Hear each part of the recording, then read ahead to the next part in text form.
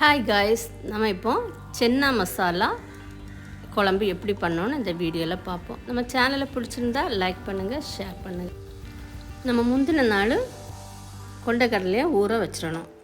அப்போ தான் சீக்கிரம் வேகும். நமக்கு தேவையான பொருள் வந்து ஒரே ஒரு தக்காளி, ஒரு பல்லாரி, கொஞ்சம் பூடு, கொஞ்சம் இஞ்சி. நம்ம இந்த ஊற வச்சுருக்க கொண்டைக்கடலை இப்போ வேக வைக்க போகிறோம் குக்கரில்.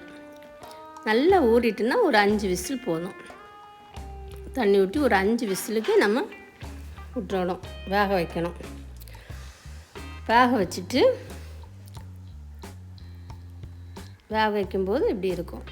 அதுக்கப்புறம் நமக்கு அதுக்கு தேவையானது கொஞ்சோண்டு இஞ்சி, கொஞ்சம் பெருஞ்சீரகம், ஒரு 2-3 பல் பூடு, இவ்வளோ நமக்கு தேவையானது.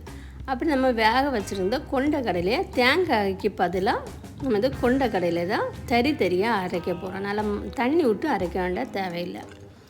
அதுக்கப்புறம் நம்ம என்ன, ஒரு கடாயில் ஜீரகம், சின்ன உள்ளி,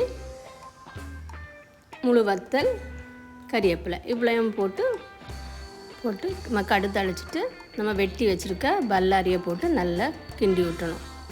அது கொஞ்சம் நல்லா வதங்கின உடனே நம்ம தக்காளியை சின்னதாக வெட்டி அதையும் போட்டு நல்லா வதக்கி விட்டுறணும். ஒரே ஒரு பச்சை மிளகும் போட்டு நல்லா வதக்கணும். கொஞ்சம் கறிவேப்பிலையும் போட்டு நல்லா வதக்கி விட்டோம்னா, வதக்கி விட்டுட்டு நம்ம வந்து இப்போ நான் மட்டன் மசாலா தான் எடுத்திருக்கேன். மட்டன் மசாலா போடும்போது நல்ல ஒரு மனம் டேஸ்ட்டாக இருக்கும்.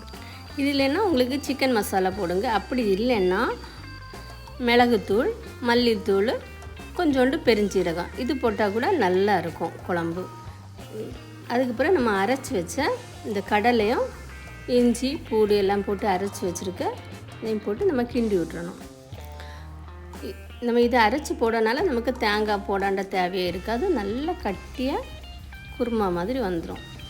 அதுக்கப்புறம் நம்ம மீதி இருக்க கடலையும் போட்டு நல்லா வேக வச்சு எடுக்கணும். நம்ம இப்போ தனியாக கடலை சாப்பிடலைன்னா இப்படி அரைச்சி போடனால குழந்தைகளுக்கும் நல்லது.